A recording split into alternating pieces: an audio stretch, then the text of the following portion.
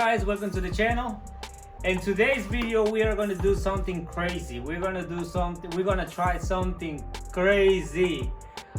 Everybody on the SeaWorld, on the 300CX SeaWorld, on the 300CX World is well knowing that to remove the turbo, in order to remove the turbos, we had to remove the engine. I would try remove the turbos without taking the engine. That's crazy, but there is people who have done it. I want to try and I want to find a way to do it. That's gonna save us a lot of time, and also because I'm gonna continue working on 300CX, so that's why I want to try. We are gonna continue working on the 300CX for a while, and this one has to go. I know it's really sad, but this one has to go. I have to sell it so that way I can finish the silver one, and after the silver one there is another one that is coming probably this weekend. Hopefully I can get it this weekend. And yep, there are some projects that we have for the next year, but this year we can get this thing running, hopefully. This car, I'm trying to get it to the point where the new owner doesn't have to worry about too many stuff. I'm trying to do the timing belt, I'm trying to do the oil pump, and I'm going to replace the turbos. I know that I should take just the engine and do everything at the same time, but on the moment I just got the turbos. This is a turbo with the 60,000 mileage on it. There's a really good turbos. So that should be good in there. It should last for a little while. Depends how they drive it. But yes, I'm gonna do that, and I wanna try. I wanna try for you guys to pull those turbos out without taking the engine. Even though now I had to drop the subframe down a little bit to replace the oil pump. But it's not a big deal. It's not bad. It's good. It's good. I'm trying to do that. I will try to do that this next 2 days. Hopefully we can get it done. And well, that's it pretty much, guys. We're gonna replace timing belt. We're gonna replace oil pump, turbos, and coilovers, and this thing will be good to go. Whoever's gonna buy it, hopefully will enjoy it more than I did. I really enjoyed this car. My girl, my wife, she really loved it. And but we had to let it go.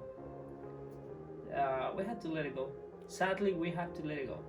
There's gonna be some other 300CX coming next, but this one was the one. I'm trying to keep it this one for the channel, but have to let it go. 300CX are getting expensive now, really expensive, and also really hard to find, rare to find. I'm really lucky because sometimes I find original twin turbo chassis, and that's really good. What I'm trying to do is bring it back much as I can, many as I can, bring it back to life, because the twin turbo, they just get putted out and sell it. In this case, I would try to buy only twin turbos, not the NA. I know the NA, they're good, but for the fact they are twin turbo chassis, but I don't feel comfortable buying NA and make it a TT swap. I prefer to buy the original rolling shell TT chassis and then bring it back to life. But this 300, it won't come with the Nismo wheels. Just so you know. Just so you know, guys, this is not gonna come with the Nismo wheels. We have a different set of wheels. They are 19s. They're just gonna be good. That's gonna be good. I'm pretty sure you guys have seen them. Whenever and some other videos, they look good. Actually, they look good. And that's it pretty much, guys. Thank you so much for watching the video, and I'm not gonna take too much. And let's start it. Let's do it. Let's begin. All right, first thing first, before we go to the bottom, I'm going to remove all the piping in here, the inter pipe, turbo pipe, and all that. I have to remove that before I go down there.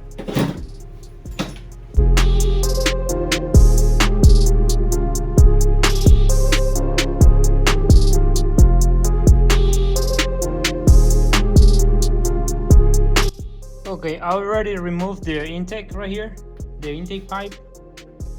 Now we have to remove this one right here. To remove this one, we had to go down there. Actually, not down there, but somewhere around here. There is a clamp.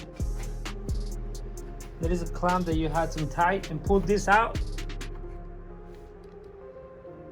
To remove this, we had to remove this one first. And it has I think it's a clamp like this. It's just like that one. And same thing on this side too. To remove this one, we have to remove that one too, right there. But for this one, you can fit your hands on this side. You can put your hands on this side. You fit your hands in here. This side should be the same, somewhere around here. So that's it. That's gonna be that's all the things that we have to remove from here on top.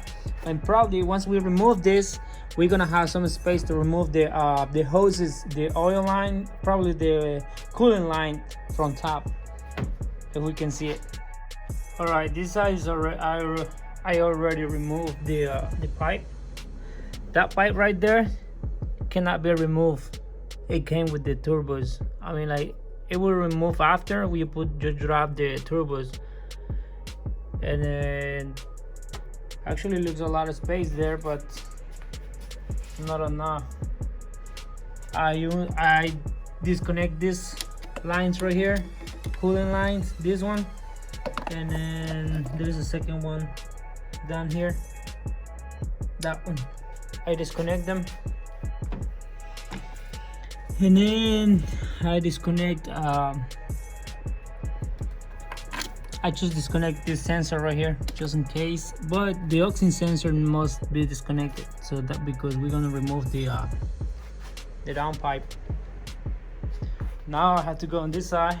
I had to do almost the same thing on this side. Just sure, it's a little difficult, but the hardest part is not here on top. The most difficult part is on the bottom. All right, guys, there is the turbo. I already tried, but I couldn't. So I didn't even try on this side. I did not try on this side, but I did try on this side though.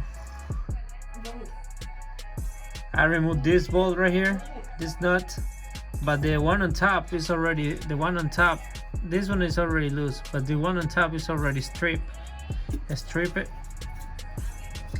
So it is difficult. I don't know how some guys remove that thing, and then I think I give up on this thing. Yeah, I definitely give up on this thing. What I'm gonna do is pull the engine out. For me, that is a lot easier. Pull the engine out, and also that will be good because I had to replace the timing belt and the what's called the oil pump. I want to replace that too, since the engine is gonna be out. And also it has an oil leak from the back, but it doesn't come from the bath cover. It comes from the cam sensor. I think that's what it is in the back, a cam sensor.